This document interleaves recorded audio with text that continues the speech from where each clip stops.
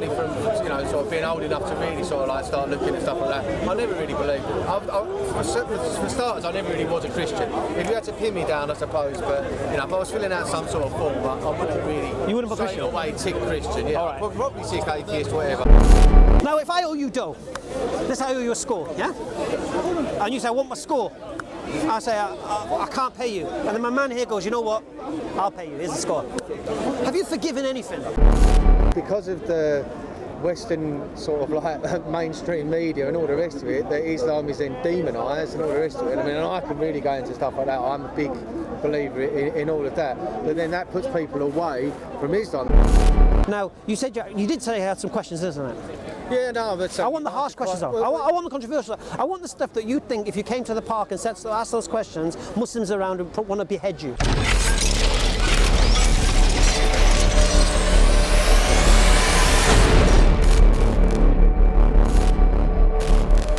Anyway, Rob. Right, hello. Okay, so what do you believe and why do you believe it? Well, like I said, I don't know what. You know, if you had to pin me down, I would actually say I don't even know what I believe. You know what I mean? Throughout my life, I've been too much like the average English white boy. Yeah. Religion's never really been particularly drummed into me. I went to a Church of England junior school. You obviously we didn't study the Bible, but you know, you went through it, we sang hymns and stuff like that. I've always questioned, certainly from, you know, sort of being old enough to really sort of like start looking at stuff like that, I never really believed it.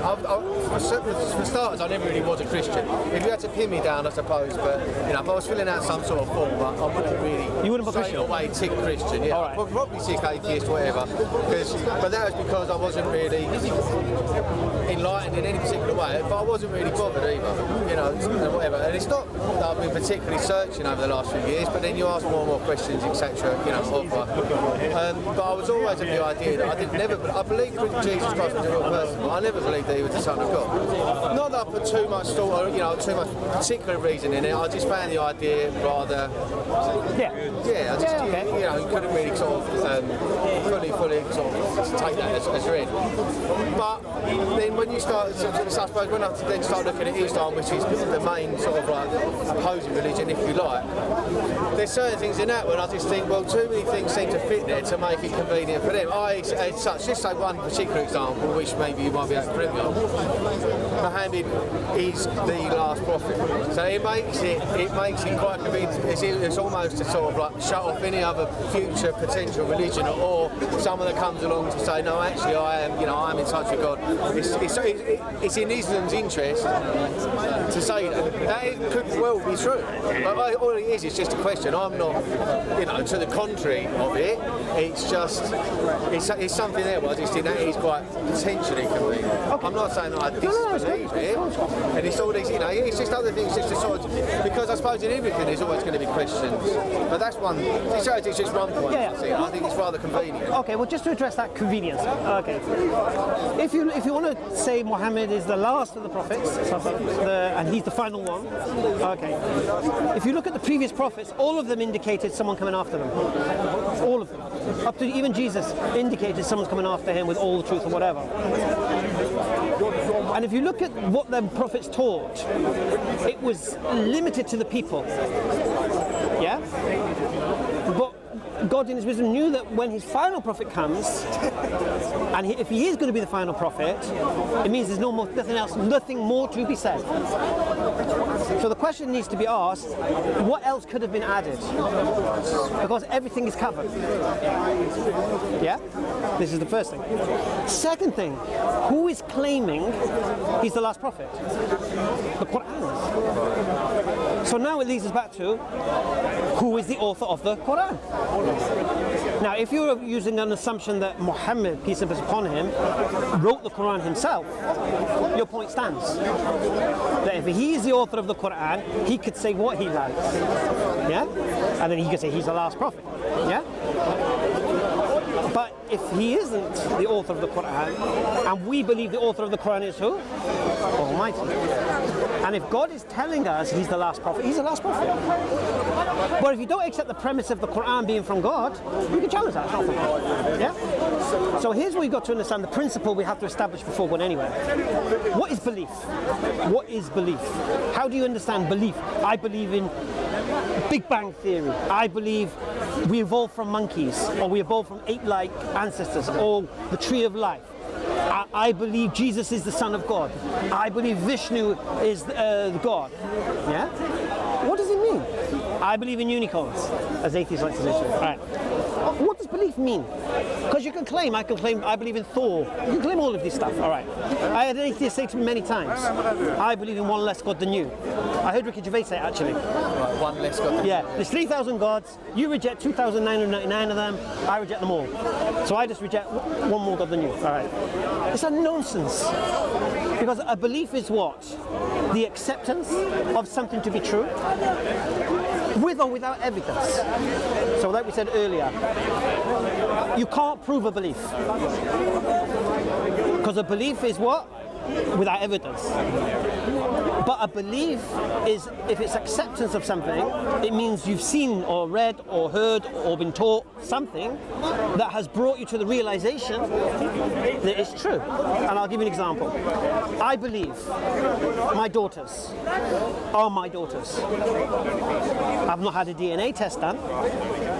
Yeah? So they might not be my daughters, right? But I believe, as a fact, they are my daughters. And why do I believe that? Because I know my wife's nature. I know we've been together, and so I can then bring all these different reasons in. Supporting evidence. Yeah. Now, I would take my reasons for my belief more than a DNA test, because a DNA test can be faked. Yeah. So someone could give someone else's thing, or or doctor the record, or whatever. But if you say that's your standard, the DNA test, then that means someone can fool you completely. Because if they do doctor it and they give it you, you think this is proof now. Take that as read. Yeah, and that means then I reject all the reasons. My loving wife, I know she's faithful, I know she would never do this to me. My daughters look like me, they have my characteristics. And I'm throwing all that away over what? A DNA test? Well, no. So the reasons why I believe is stronger than the proof. You get that point? Now this could be applied to anything. So if an atheist comes along with his claim, he believes we evolved from a common ancestor. That the way human beings are here today, there is no God. Yeah, and we're here because of some common ancestor, whether it's a tree of life, whether it's the web of life, whether it's a hedge of life, we're here. Yeah? But the problem they have, they need a reason for that. And what they do, they cite data, DNA, fossil records, yeah? But the problem they've got is 5 different versions of evolution. Few mutation, natural selection, all of these things, yeah? Using the same data. So if you're using the same data coming up with 5 conclusions, that means you don't have the truth. Just a belief. Right. So when I say I believe in a creator, which what am I saying? I believe in an uncaused cause that all that exists. Yeah? That is not a subjective opinion. Why not? I believe everything that begins to exist requires a cause. And I just don't believe that. I don't know of anything that begins to come into existence that doesn't have a cause. Yeah? So once we have that principle, I then believe that the universe also came into existence. Yeah? So if I believe the universe came into existence, what does that mean? It requires a cause. Now at this point, some smart-ass atheists in the crowd would probably shout, "Oh, great, God then!" Yeah? But the problem you have is, if the cause of the universe has a cause, then that cause would require a cause. And then that cause would require a cause. And what you'd have to do, then you have the problem of infinite regression, where you would need a start point. Now then we would employ Occam's razor, yeah, and make it to its simplest form. So we will go from effect to cause, that cause needs to be uncaused, no matter how far you want to go. At some point, the start has to be uncaused. So my belief that the universe is the consequence of an uncaused cause kind of challenged. Unless you believe the universe always existed.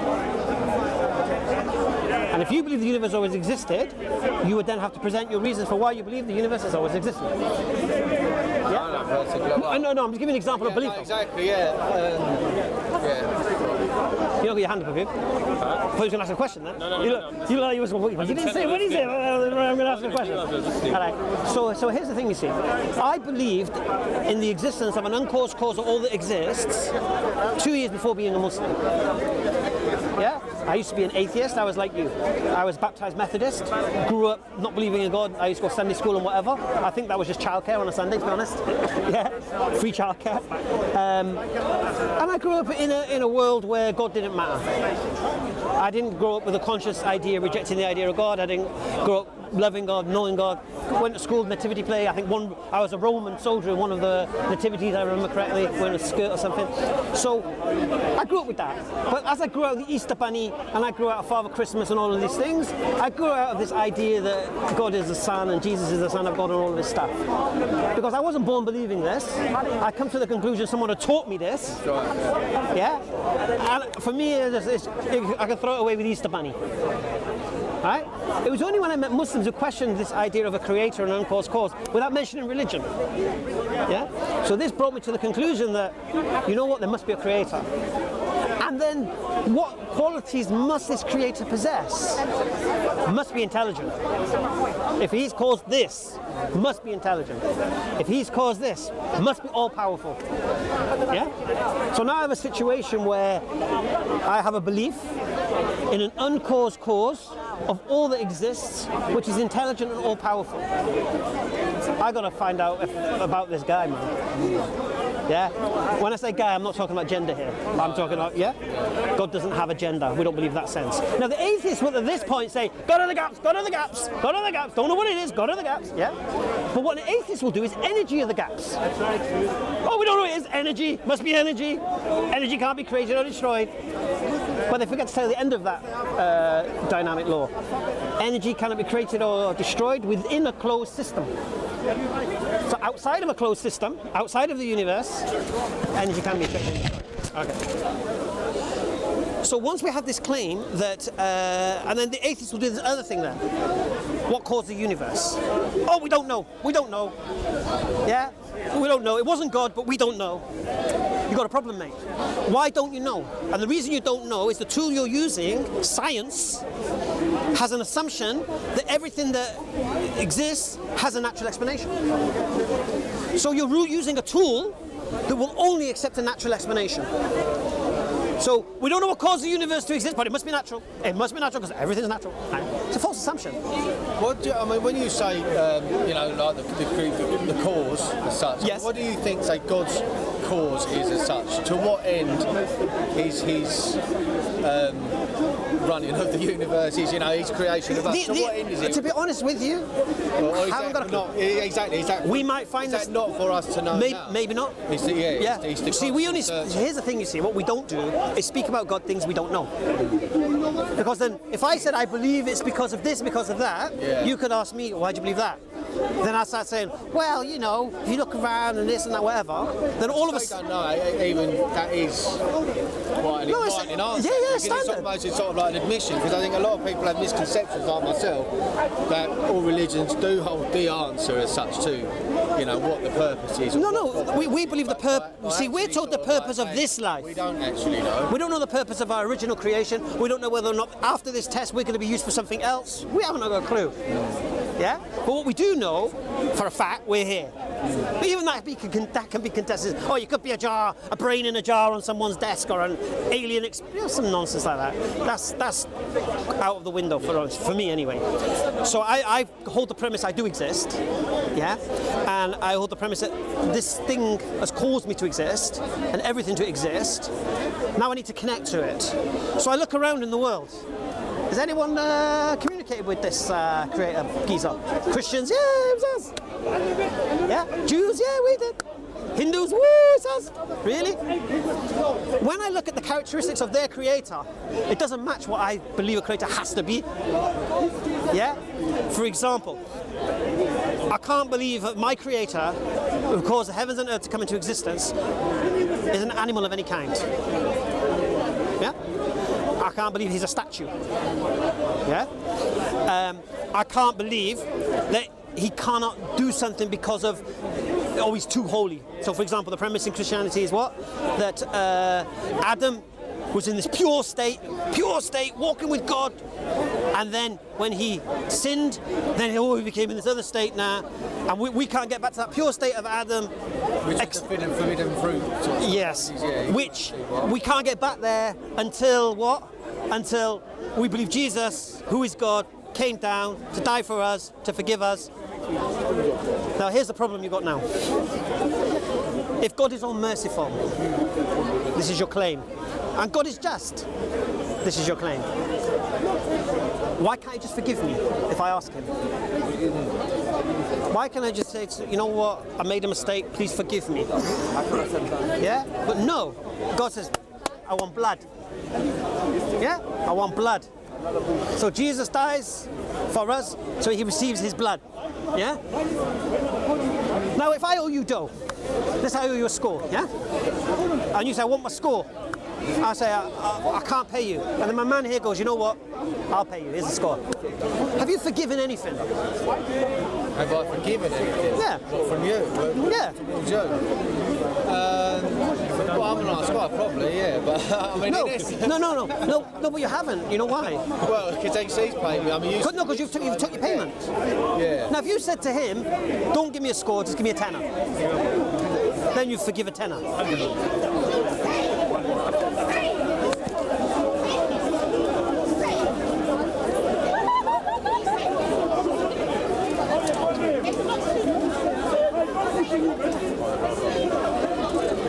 I should be doing that here.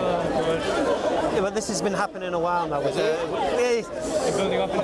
Yeah. What's happening? Hey, Jaffa's in the house. Assalamu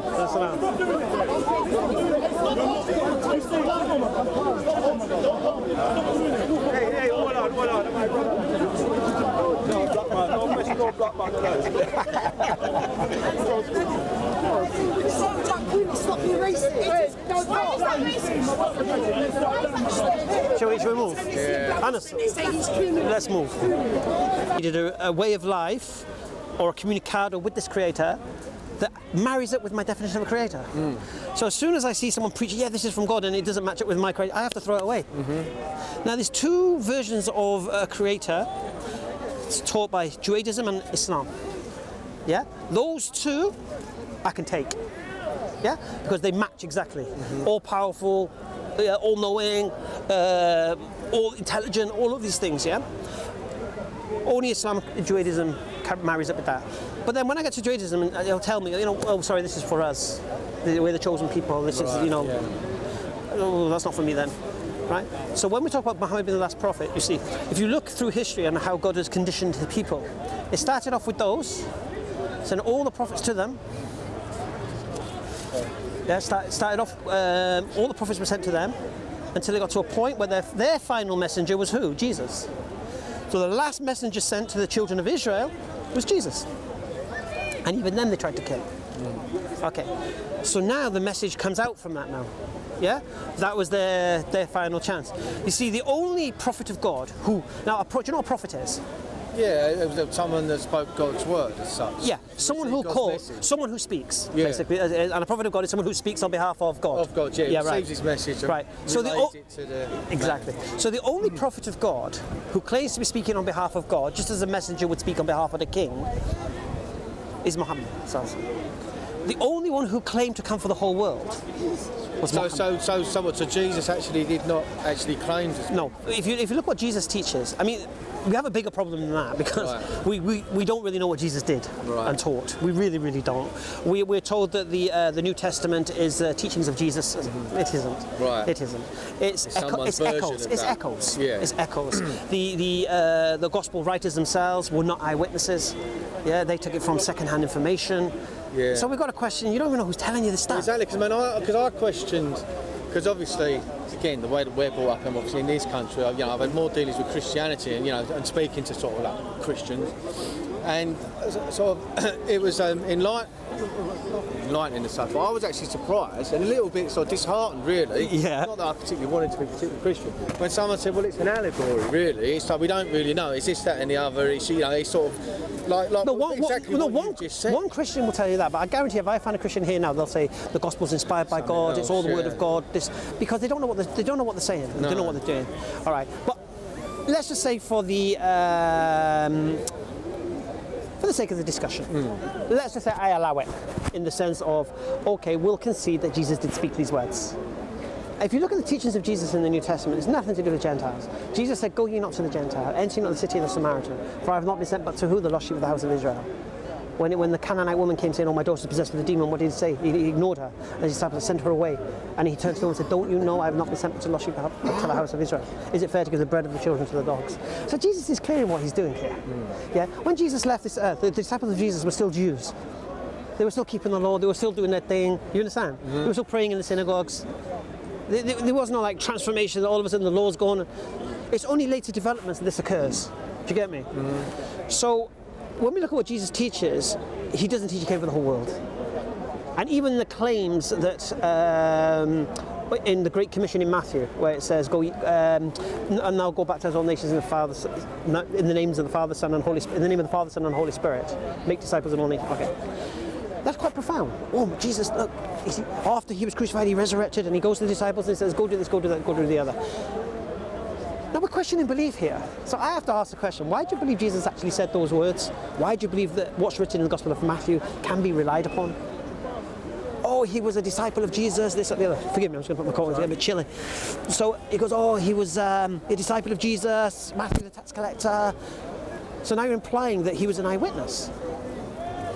Doesn't say that. Doesn't imply that. Now, if I told you something about the Gospel of Matthew, it's a Jewish gospel, which means it's aimed at the Jews to convince them Jesus is who they're trying to claim he is. Yeah. And so what Matthew does, the author of Matthew, he makes stuff up.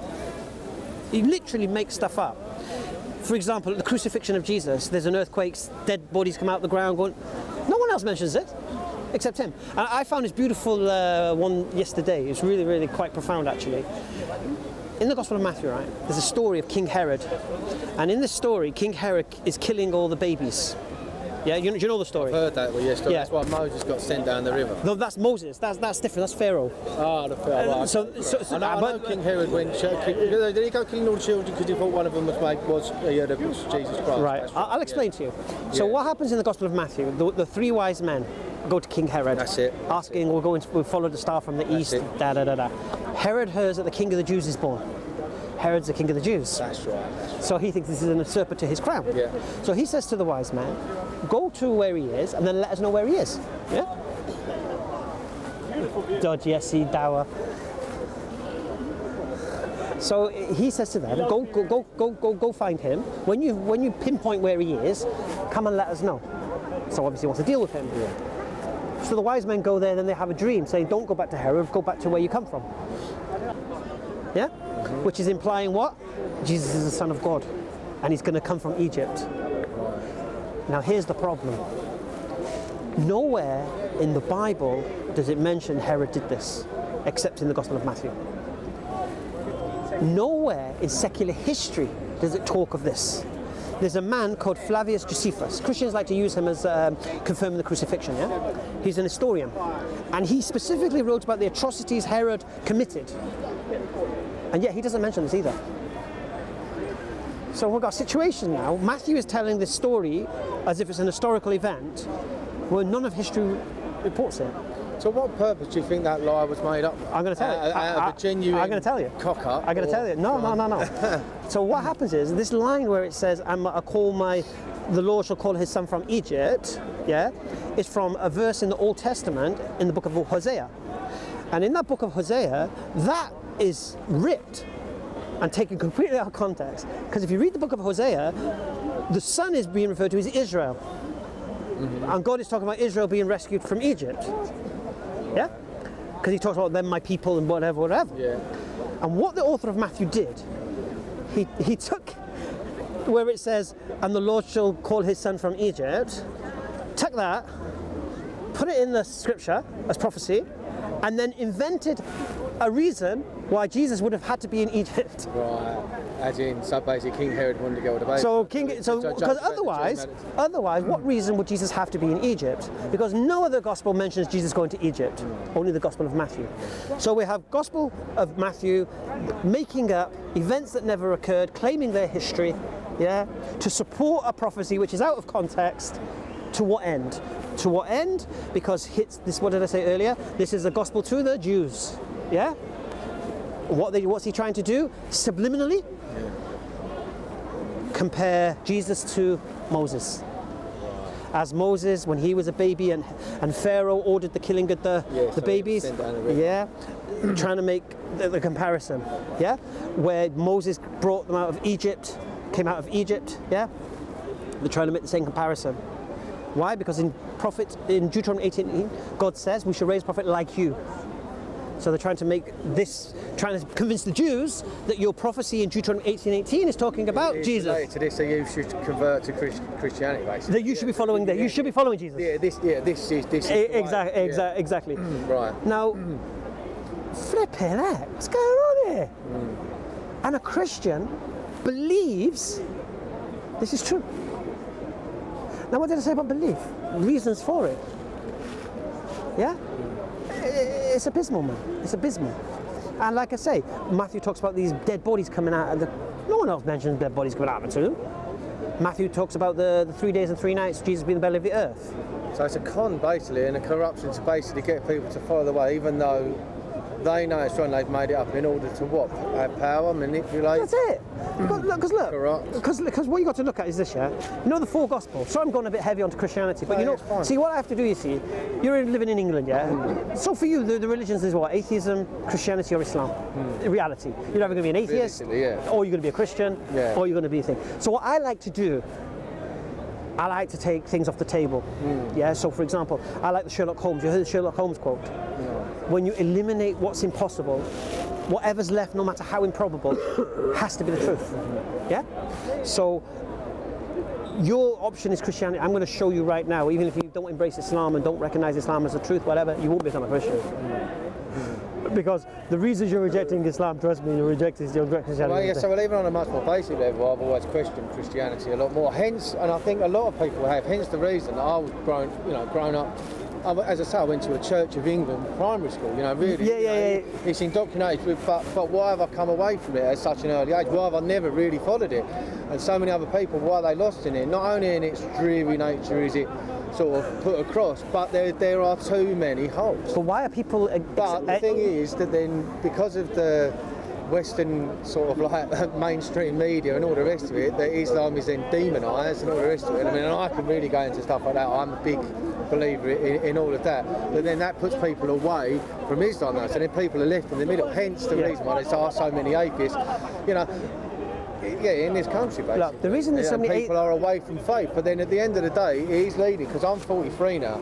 Now, I'm not saying I've got 1 year on you. I'm 44. Okay. So, but I'm not saying that I've led the worst life in the world, but I certainly haven't led like a pure life. And then I suppose that when you start getting older, you appreciate stuff more, and then you do question, and then you start looking at faith. And I know I can't go back to Christianity, and then you start looking at the purpose of faith and stuff like that. And the way that I see it is, I've lived far too long as an atheist, and it's maybe where I could get sort of like conspiracy theories, but maybe where they want you away from God, because which means that you live for the here and now. Exactly. You live for the minute, and I have lived my life for the minute, totally.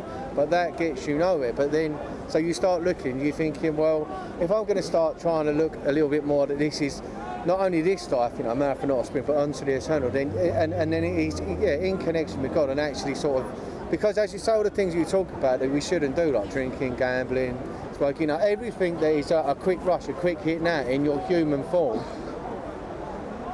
Maybe I'm saying the wrong thing. It can be good, but only for that amount of time. And that's what I'm realising now, that then afterwards it can hurt you. And then I suppose the last thing is that if you do, then if you start questioning, and so it leaves us in this state of where there's lots of questions to answer, and we're in a situation where Christianity doesn't really feel those questions. No, Christianity can't. But Islam all of a sudden becomes this sort of, because of the papers you read, the TV you switch it on, it becomes this sort of not scary. It's just, No, but this is what I want to answer today. Yeah. I want to answer the stuff you're concerned about. As I say, I mean, I see it, but I could speak for a lot of people. But let me just go back to a point you said earlier, right? Yeah. See, you said about, the drink is enjoyable now, but then when you die later, no, forget that. I wouldn't even go that far, mate. I would say that if you drink now, you can become a victim of alcohol now. That's what I was saying. Yeah. Oh, is it? Oh, right. Saying that. Not even from the point of being, when you die, and we're talking about in this life. In this life, yeah. Because if you look at those things you mentioned, alcohol, like I've said it many times, alcohol, drugs, gambling, sexual immorality, all of these things, you could come unstuck with them in this life. Because one atheist said to me, if God doesn't exist, I don't know if you've seen the video, if God doesn't exist, then you lose. Yeah, he says, right. I lose. I'm the loser. I said, of course. I have seen that video. Yeah, and I said very simply, if God doesn't exist, as you claim, I win.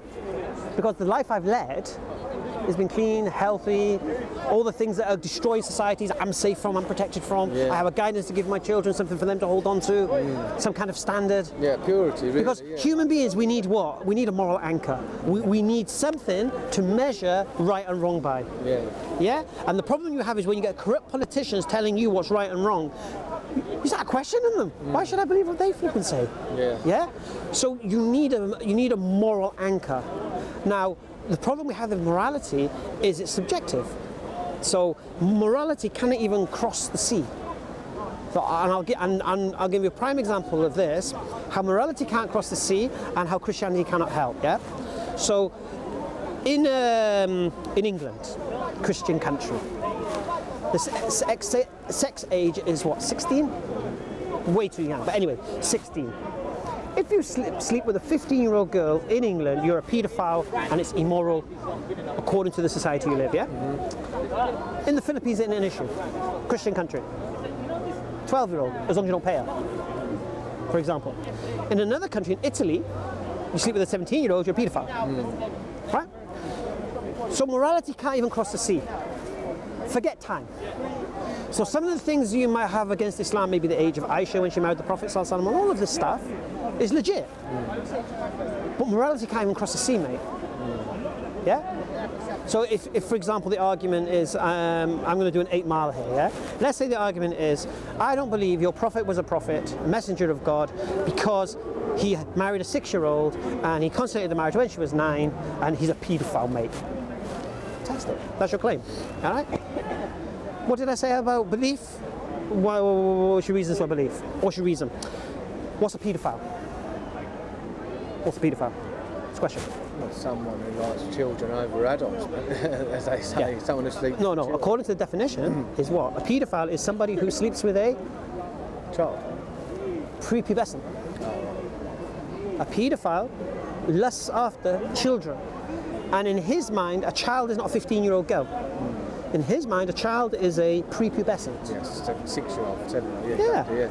So if the Prophet Muhammad, peace and blessing upon him, was a paedophile, let's just say this was his sexual gratification, his lust, why did he wait to consummate the marriage? If he married a 6-year-old and he's a paedophile, that's what he's after. All right. Second thing is, if he was indeed a paedophile, why, when Aisha reached maturity, did he not go for another child? Yeah? This is a man who has the power of all Arabia at his hands. This is a man who lives in a society that marrying a 6-year-old isn't a problem. Yeah? Why isn't it a problem? Because that was the standard. There was no teenagers in them days. Now, I'll tell you something you might not know. If the Prophet Muhammad, peace and blessing upon him, lived in London, England, 800 years ago, 12th century, he could have married Aisha at the age of 6 and consummated the marriage when she was 9, according to the law. Right? So what we're trying to say here now is that, look, contradictions, isn't it? Yeah. Hypocrisy. So let's say tomorrow there's a law passed and the age of sex with a girl is going to be raised to 18. Anything below 18, you're a paedophile. Does that mean everyone who slept with a 17-year-old girl is a paedophile now? No, of course not. Right. So the claims are not supported by the evidence.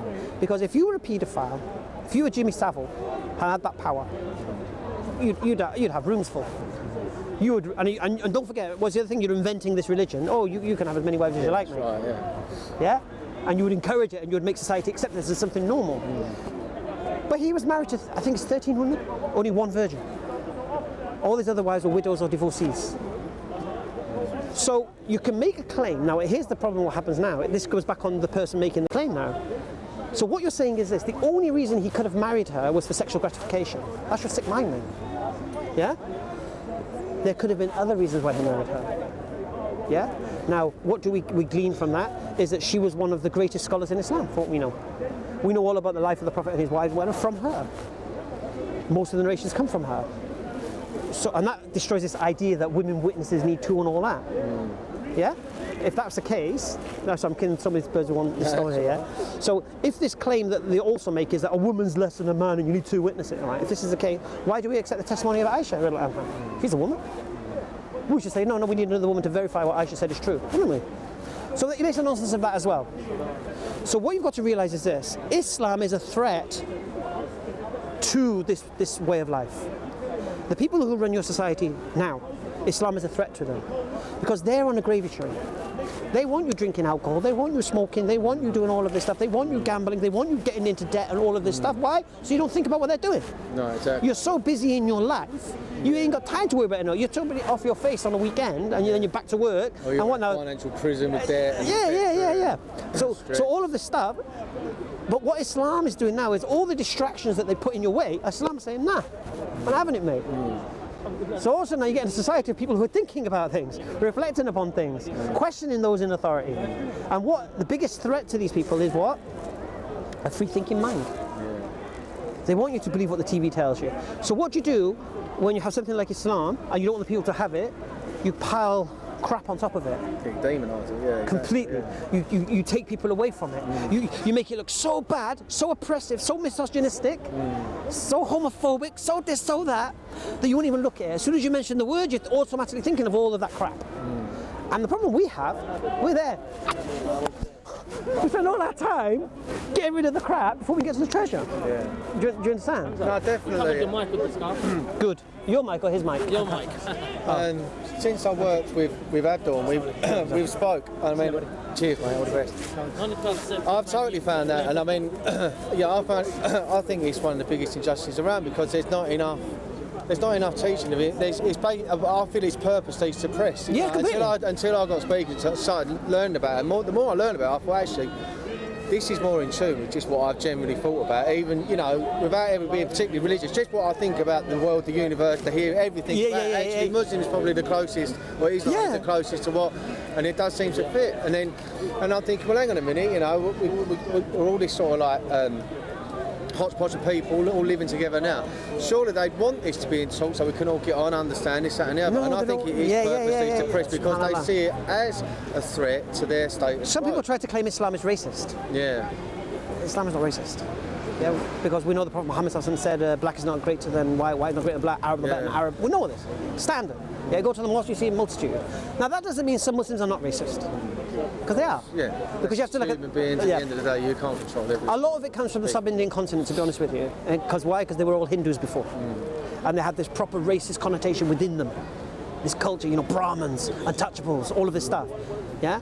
And so when they became Muslims, a lot of their culture was attached with it. Yeah? So a lot of the time you see a lot of oppression of women is mainly coming from the sub-Indian continent, mainly. Not having a dig at the sub-Indian continent, just stay facts. Alright? So why? Because of the heritage, because women are worthless in Hinduism.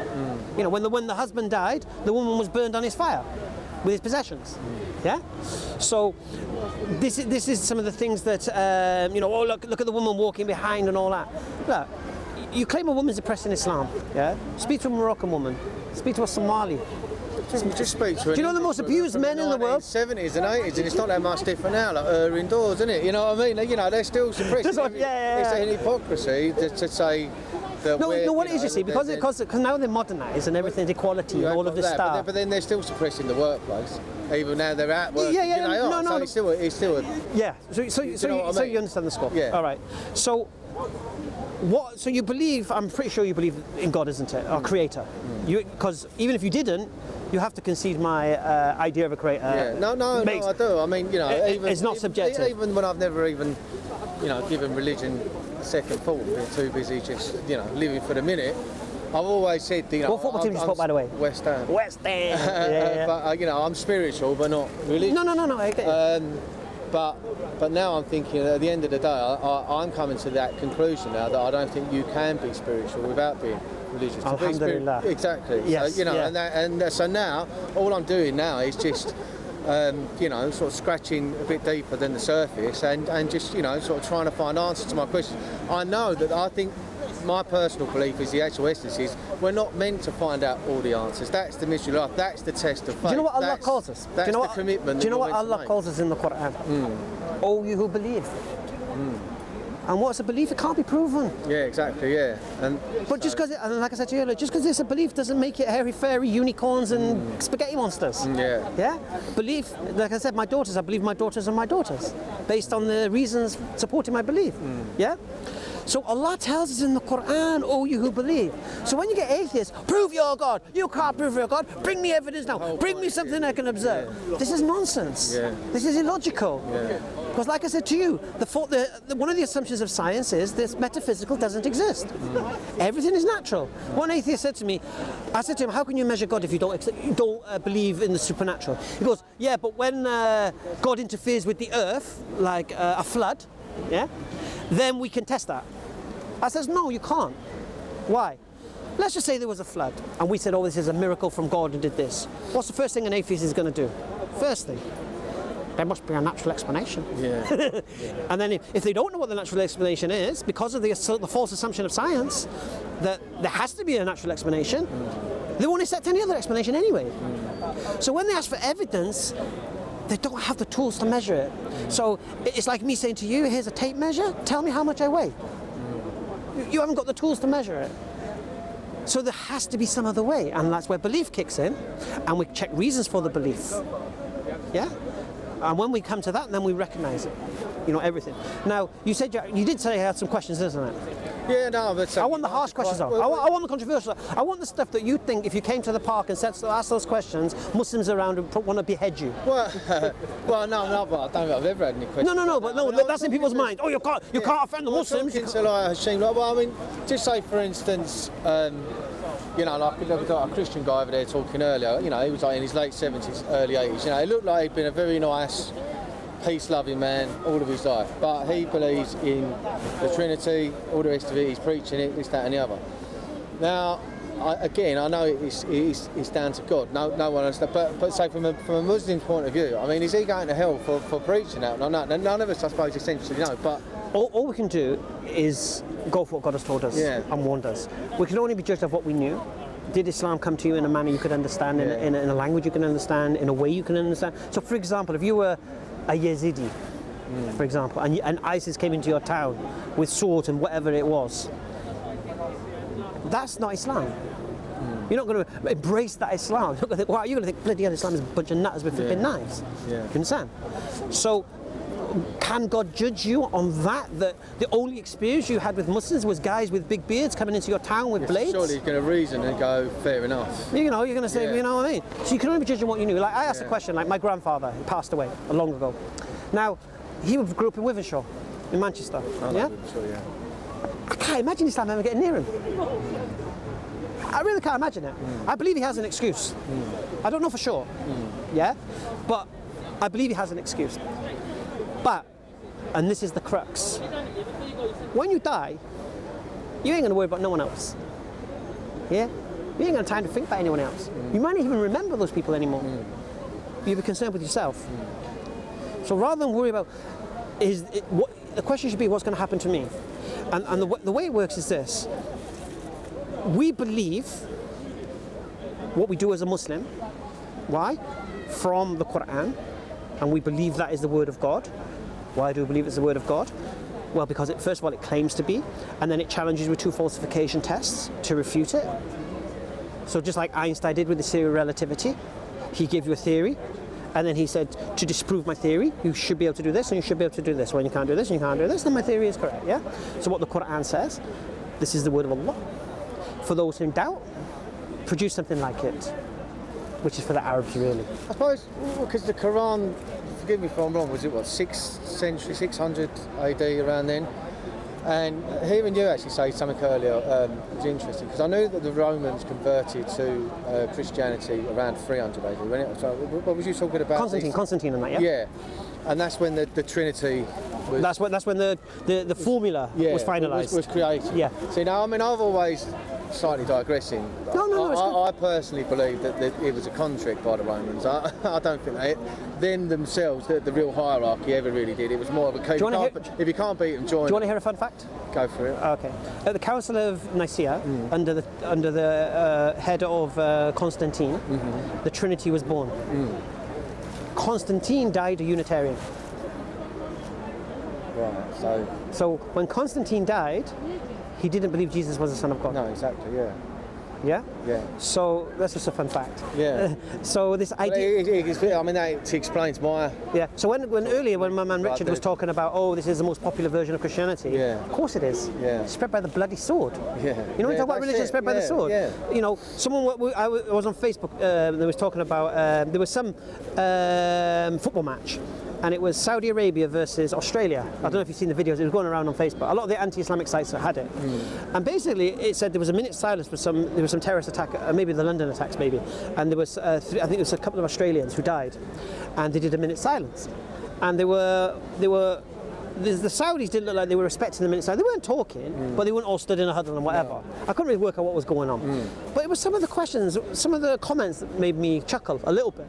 It says, well, we shouldn't allow them to come and play football in Europe if that's... I was like, playing Australia, mate. Sorry, Australia, first thing. Then they say, yeah, and then someone said about Brazil. Oh, because someone said, oh, football's European, right? And then someone said, oh, Brazil, yeah, what about them? And then someone, yeah, they're Portuguese. So they're Europe as well. And then that was where it hit home, with the fact that, why are Brazilians Portuguese? Why do Brazilians speak Portuguese? What purpose? And the reason they speak Portuguese is because the Christian Portuguese landed on their shores, slaughtered them, and forced the religion on the country. Yeah, a bit like the Spanish down there. And the Spanish conquistadors did exactly the same. Yeah? So this highlights that why is South America Christian? Because, they had no choice. Yeah, that's right. You know, we had this thing called the Spanish Inquisition. Yeah, they had the power to try kings. Yeah? And persecute you and torture you. And even if you admitted it, they still torture you to purify you. Yeah? Christianity, when it had control of the world, it was a very dark place. Exactly, but because this then brings back the question to God as such. Right. Allah. Yeah. Say for instance, right, so the Nicaea, the Trinity. Right. Like 325 AD, you just say around about there. Right. Yeah, you was making an equivalent with the Quran, yeah. Yeah, right. Muhammad comes around almost 300 years later. Right. If that Trinity was, sort of created then and all the rest of it, why did God leave it 300 years? If he's looking down and going, Dave knows this totally up. Yeah. Like, why has he not sent another messenger before? Yeah. Why has he let the mess... Or is that Satan's sort of part in it? Is it a conflict? All I'm just saying is, if it's there and it's saying it's happening, and it's either being nosed up just in error, let's just imagine it's just an honest error. They totally cocks it up. They honestly believe this Trinity thing. It's a mistake, or it's been, manufactured, for power purposes, etc. Whatever. Right. Why wait 300 years to send? Final message. It goes back to what I said earlier, that you can only be judged according to what you knew. Right. So let's say you was a peasant in England. Yeah. Flipping Christianity is the thing, or you're tortured. You've got no choice, have you? So that person has an excuse. Yeah? Okay. Now, what we have to understand, we have to get out of our minds that Trinitarianism was the only version of Christianity. There was other versions. Right.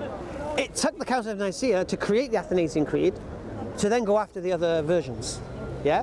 So, for example, there's a guy called Michael Servetus. Have you heard of him? No. Okay. He was basically, I think he was Swiss. Was he Swiss? Michael Servetus. I think he was Swiss. and he didn't agree with the divinity of Jesus, and the concept of the Trinity. And he wrote a book called Against the Divinity of Jesus. And when he heard about the Reformation and Luther going against the Pope and bringing Protestant Christianity, the time of the Reformation, he thought this was his time to present his book and show them, I'm with you. And what he didn't realize was the fact that Luther wasn't going against the Trinity. He was just going against the Pope and all of that stuff. Right, okay. Do you get me? Right. And he was basically put on trial as a heretic. Right. Yeah? And at the church trial, they said to him, the sentence is this: you'll be tied to a stake with your book tied to your belt and burned alive as a warning to anybody who has these ideas. But this indicates that there were people around, there were Christians around who didn't believe in this idea of Trinity. Unitarian Christians exist today who don't believe in Trinity. Do you understand? But like I say, God's plan is God's plan, and He knows what He's doing. Essentially, isn't that hypocrisy in itself, contradiction in itself, to be a Unitarian Christian? To me, if you're a Christian, you believe that Jesus Christ, Christ is. So if you're saying I believe in Jesus Christ, but they're essentially saying they don't believe in God, they just believe in Jesus Christ. Because Jesus Christ to me was a real person. So if they're a Unitarian Christian, all they believe in is just Jesus Christ the man. No, but what does Christ mean? He's the Messiah. Jesus was the Messiah. No problem. It's the doctrine, it's the Trinitarian doctrine, it's the problem, which had nothing to do with Jesus. Right. Yeah? So, fun fact, Protestant Christians don't recognise Catholic Christians as Christians. I know I said it to Richard earlier. They don't. They don't recognise Catholicism as Christianity. Yeah? And I think it's vice versa. Probably is. Well, I know born-again Christians believe that other Christians won't even go to heaven unless you are a born-again Christian. Right, exactly. So, but the thing is, they're all claiming from the same data. Yeah. Which is the New Testament, which is not reliable anyway. Yeah. So to be honest with you, to be a Christian in the 21st century, I think is madness. It's like I said to one Christian the other day, that if I didn't become a Muslim, I could never ever fall for Christianity. Yeah, because my intellect would not allow me to, because it doesn't make no sense. Forget the stories of, God being three in one. It doesn't make no sense why I should believe anything it says. So let's just say, the New Testament stated Jesus is God incarnate, and he is the Son, and He will judge you at the end of days. Let's just say it said that. So what? Why should I care what it says? I don't understand why Christians can look at the New Testament and believe what it says. And base their whole lives on what it says. I do know why they do it, because they like what it says. Yeah? Because the New Testament tells them, you can never be good. You're broken. Adam broke you. You can never make yourself right with God through your actions. The only way you can make yourself right with God is to believe that God came as His Son, died on the cross for your sins, and then you can be forgiven. What? You're saying that I can't do anything to reconcile with God, and God is going to die for me, and all I need to do is believe that, and then when I die I have no problems, and yet in this life I can still enjoy myself without any restriction because Jesus killed the law. Yeah, oh wow, brilliant. Of course, it's easy. But when you bring a religion, sorry mate, can't eat that, can't do that, can't do that, can't do that, got to stop doing that, no more of that, yeah, forget the gambling, it's all over, yeah, forget your mortgages, credit cards, debit cards, all of that stuff, store cards, it's all gone mate. Yeah? Get rid of your girlfriend or marry her. Yeah? This is harder to take. Now, what's amazing is Islam is the fastest growing religion in the world. Why is that? Why? Because we're in the age of information. And people are reflecting and contemplating and looking at it. And like you said, people are awakening. Now, other people, what you're doing now right now, someone else might go buy a sports car or get a mistress. Yeah? It's called midlife crisis. And it's not a midlife, and what basically is when we're young, we have ambition. I'm going to do this, I'm going to do that, I'm going to do that, I'm going to pilot, I'm going to whatever. And we get to 43, sorry, and you think, what now? Because why? Your youth is gone, man. Things are starting to sag a little bit, and you know what I mean? All the mates you grew up with are all married away and this and that. And you start thinking, so what? What's it all about? And then you question, what's it about? And then look to the people who have the dough, who have the success, who have the fame, and they're the most miserable, suicidal people on the planet. They're drug addicted, they're in rehab, So what does that tell you? Happiness cannot be gained through material. Yeah, it can't be, because if people have the dough, we're not happy. Yeah. Now, what happens is because we have this idea that if we aim for this material wealth, when we get there, when we win the lottery, when we do this, when we do that, then we'll be happy. Yeah. But when you get to the top of the mountain, well, what? There's nothing here. Yeah, that's it. And then what happens is the people you're looking to who are getting there to the top of the mountain, they've got to the top of the mountain, they're depressed. Yeah, that's it. And you think, wait a minute, he's at the top of the mountain and depressed. Yeah. Why am I going to waste my time climbing this mountain? You understand? But the beautiful thing is this, you see, when you embrace Islam, you connect your soul. You know what I said about spirituality? You connect your soul to that creator. And you take the creator's guidance into your life. So whatever you do, you have a guide now. Someone's got your back here, got a decision to make. Is this circumstance good for me, bad for me? Yeah? Is the way I'm leading my life good for me? Like, for example, you see a lot of people in prison accepting Islam.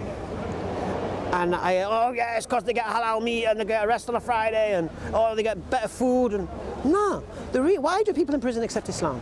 The reason they do that is because, first thing, they've got no distractions. There might be a bit of drugs on the wing or whatever, but the reality is the distractions we have out here, you know, Netflix or whatever, isn't there. So they get time to contemplate and reflect. And then they reflect on their lives and what's brought them to the situation. And it's very, very clear their way of life isn't working for them. Trying to follow the path, this guidance, whatever they're doing, they put them in prison, man, right? So then they seek another way of life. And when they see what Islam can do, because then you realize if you'd follow the teachings of Islam, you wouldn't be here, mate. You wouldn't be here. You wouldn't be here. So this is why they accept Islam.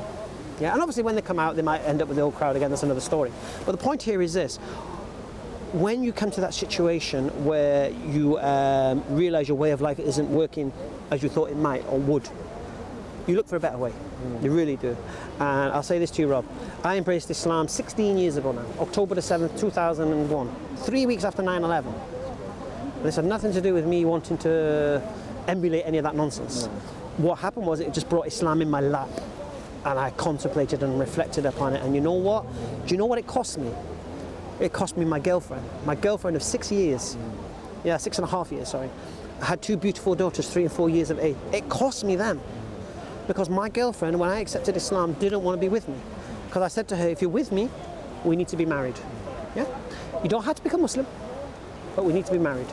And I'd like Islam to influence my daughters as they're growing. Yeah? Because there's no point being a Muslim unless you do Islam.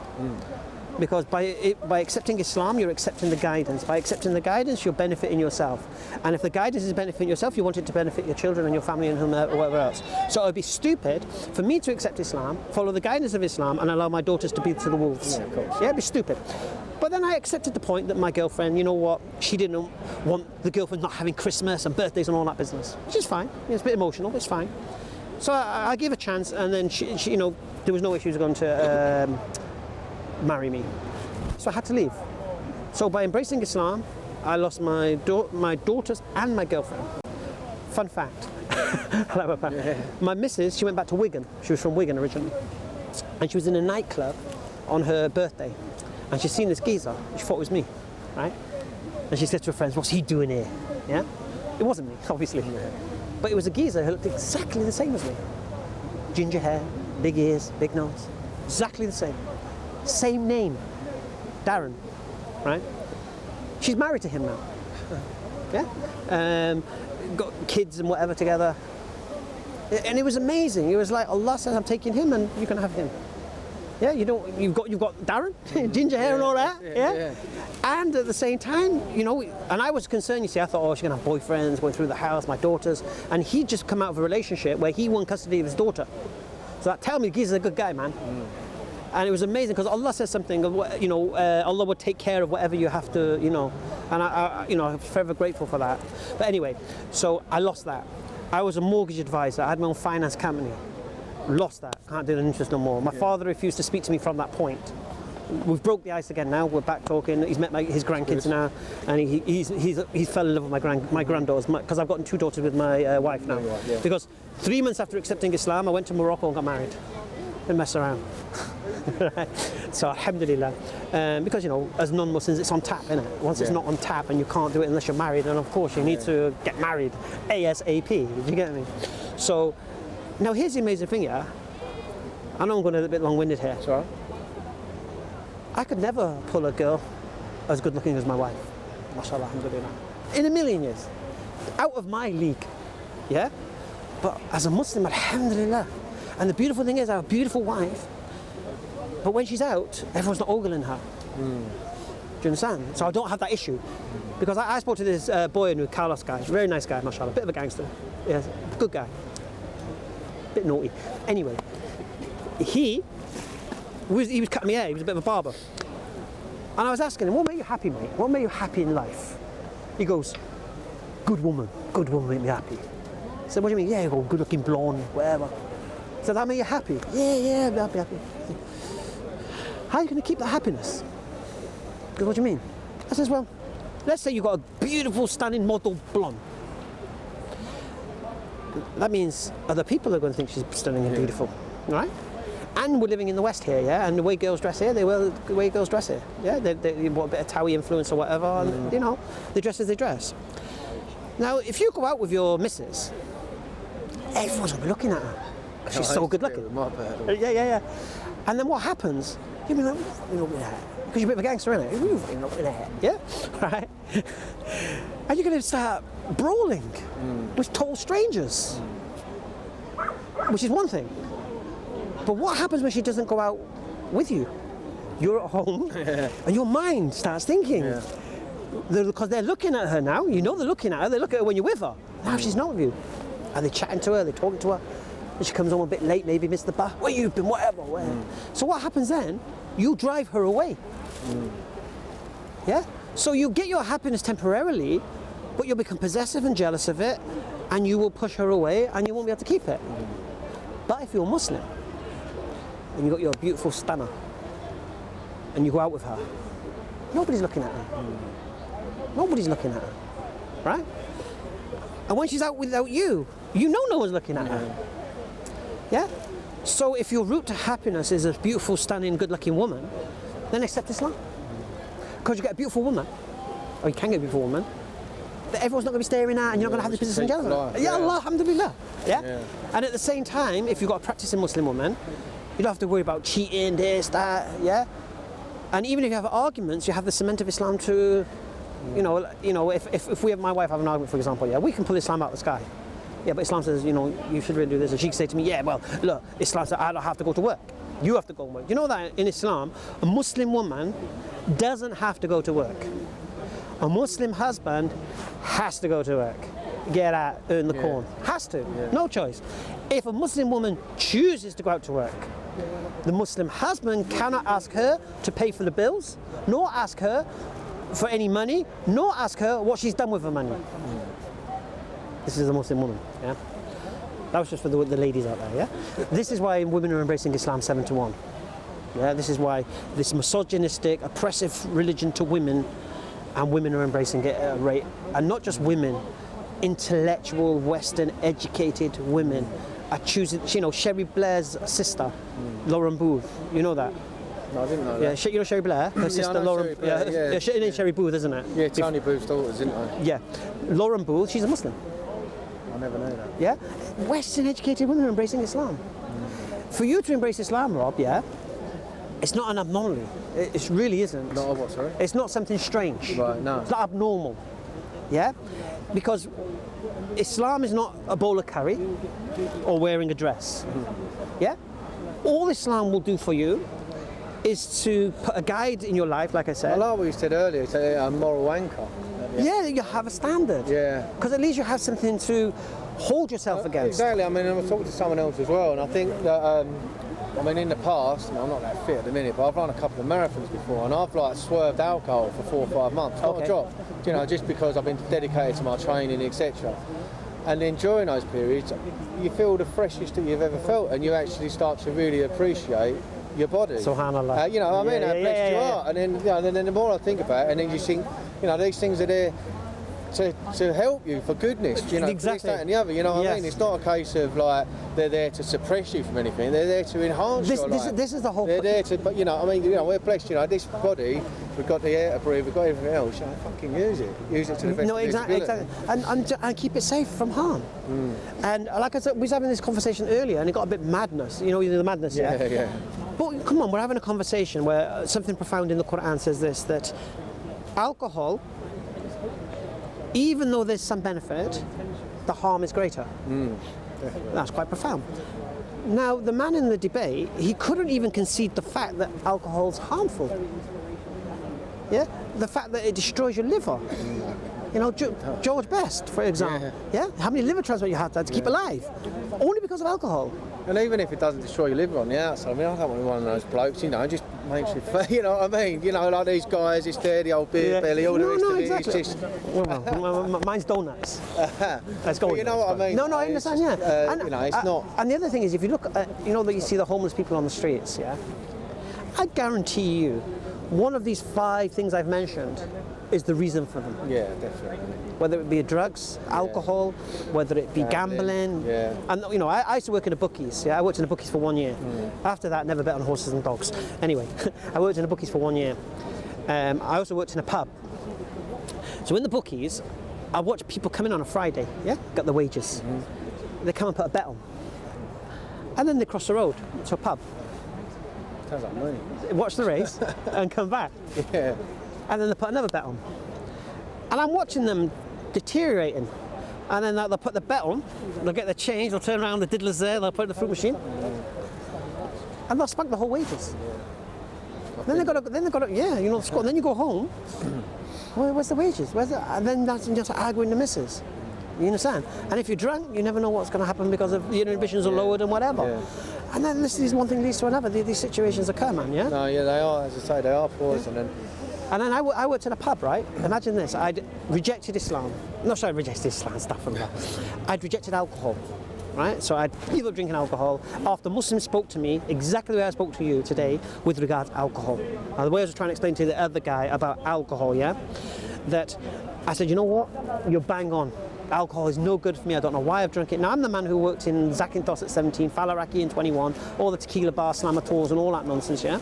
So I've been drinking, you know, dummy club on a Sunday, and Sunday pub football, pool team. Yeah, you know, I used to go to the pub on a Sunday morning, yeah, about 9 o'clock.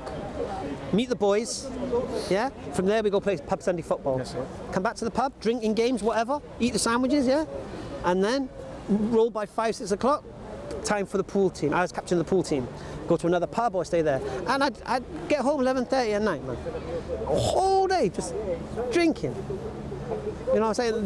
That was how I was. So anyway, after speaking to Muslims, because my friend was a Muslim, yeah? And I decided to stop drinking alcohol. Even my sister's wedding, I didn't. It must have been tough at the start. I mean, ruthless. even though like the habitual side. I'm ruthless. I'm ruthless. Yeah. If I make a decision, I mean, I'm quite good with short-term stuff. As I say, I mean, I stopped it for 4 months when I was training for the marathons. And I could be really, yeah. But I'll tell you what I believe, right? I believe we have a conscious and a subconscious. And the majority of people, their subconscious rules. So whatever the conscious wants to do, it's the subconscious that will decide what happens. So someone might want to give up smoking or give up alcohol. But if the subconscious wants to still do that stuff, it will overrule the conscious, yeah? And your willpower will break. Brothers come all from Malaysia. Oh, they just say they saw the videos, they wanted to say hello. Alhamdulillah. Salam alaikum, brother. Well, I'm your follower, not just a fan. Alhamdulillah. Alhamdulillah. Right. What was I saying? But that's nice, fine. Yeah. Well, no, we'll talk about the alcohol, giving out your ruthless. Oh yes. Yeah. Oh yes. Oh, sorry. Yeah. Keep digressing. Yeah. Forgive me. Right. It's conscious, subconscious. All right. So I believe that the subconscious controls the conscious. Now this is why, you know, when someone hypnotizes, yeah, what the hypnotist will do, he'll speak to the subconscious. Yeah. So Paul McKenna stopped smoking. Yeah. You'll go see Paul McKenna. He'll hypnotize you. He'll speak to your subconscious, and he'll tell the subconscious you don't want to smoke anymore. Yeah? Then what happens then, your subconscious will overrule your conscious. So if your subconscious doesn't want to smoke anymore, for whatever reasons has been given, it will overrule your conscious, yeah? All right. Now I believe personally, I'm the opposite. I can't be hypnotized. Yeah?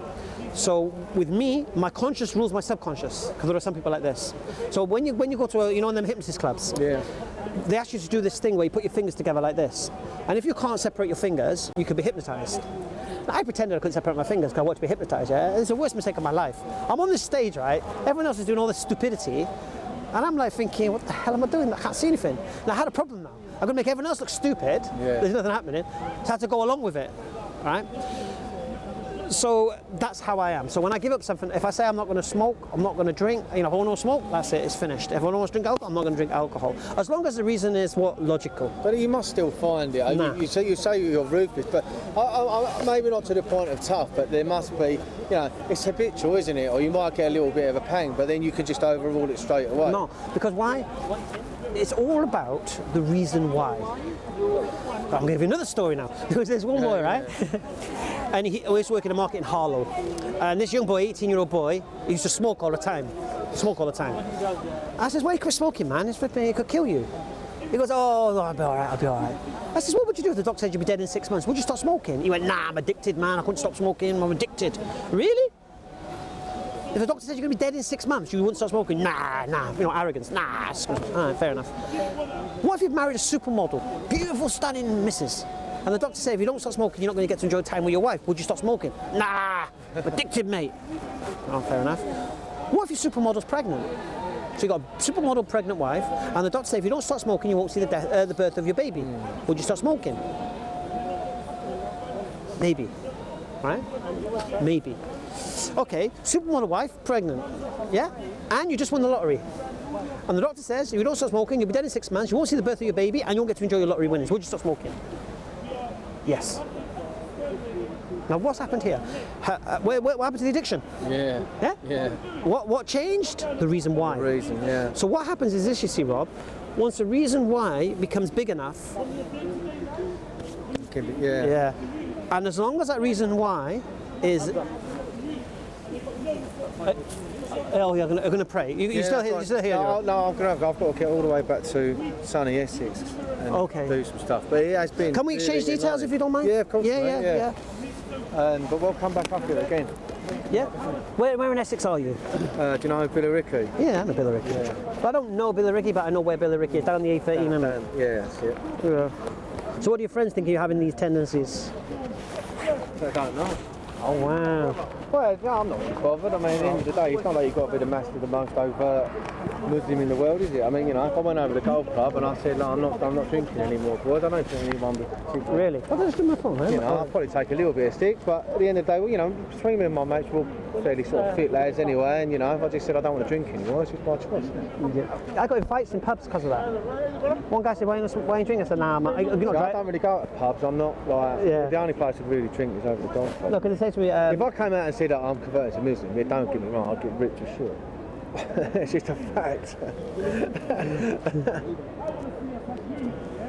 But at the end of the day, I'm not going to sit there and say, but at the end of the day, I actually, not even for the whole sort of love to which all does come with it, but that moral, like you said, that moral guidance, and then otherwise my life's just going to end up just being a wishy-washy. Yeah, you need purpose. For here and now, and then it's gone, and then it's gone, and then to what purpose was that? How did I actually make the most of my opportunity? Beautiful way of thinking. How do you want to do this? Phone-wise, Facebook-wise? How do you want to do it? You can do Facebook if you want. You want to do it Facebook-wise? Or just do numbers or whatever. All right. It'd be good to talk, man. Most definitely. So will you come up here once a month, yeah? Bro, I live in East London. So there's no reason why, if you want to hook up, we can't hook up. Yeah, wicked. You know what I'm saying? Yeah. We've got this man to thank mainly. And we've been having good chats over the last year. So just so we know where you are, you believe the only thing worthy of worship is the Creator, yeah? Yeah. And what about Muhammad? What do you believe about him? Do you believe he was a messenger of God or not a messenger of God? Or? Well, I do, from everything that I've heard, I do, yeah. I have no reason to not believe it from everything that I've heard so far. If I'm being really honest, I still need to read more and to learn and to sort of, get a clearer picture. Alhamdulillah. What I'll say to you, Rob, is this, you see. To be a Muslim, you need to believe two things. That the only thing worthy of worship is God Almighty, and that Muhammad, peace and blessing upon him, is his messenger. Okay. If you believe these two things, you can be a Muslim. Okay. Islam, learning Islam, will be the rest of your life. No one's telling you to stop doing this, stop doing that. No, you just, a flower doesn't grow on a day. You say your Shahada, you embrace Islam, and then the rest of your life you'll become a Muslim and you'll do Islam. And when you're strong enough, you'll come out and tell the people, I'm a Muslim. But I wouldn't do that if you don't believe Muhammad is a messenger of God. Okay. So if you don't believe Muhammad is a messenger of God right now, then I wouldn't accept it. If you do accept he is, looking at the example and the way people are following his example, I would accept it. Do you know what I'm saying? Yeah, sure. No, definitely. Well, as I say, I'm going to talk my mind, so I'm not going to say commit myself because that would be doing injustice. No, I want to do it what I would do if I was you, I haven't studied enough. What I would do is, if I was you then, is commit yourself to studying one thing. Is Muhammad, peace and blessing be upon him, who he claimed to be? Okay. That's all you need to do. Okay. Nothing else. And if he is, accept it. Robert, have a seat, back to Bilal, yeah? Mate. Take care. Take care. Assalamu alaikum. Assalamu alaikum. Have you got a Quran? I have, yeah. I have Which one did you give him? I don't know, I had one thing I think about. I'm going to give you this one. This is the reason I like this one is Marmaduke Pickthall, yeah? Because this guy's an English revert, convert to Islam. He was an author, yeah? Back in the day, obviously, he used to give dawah to royalty. But what I like about him, when he translates the Quran, he doesn't do brackets and embellish and had his own thoughts. He just gives it as it is.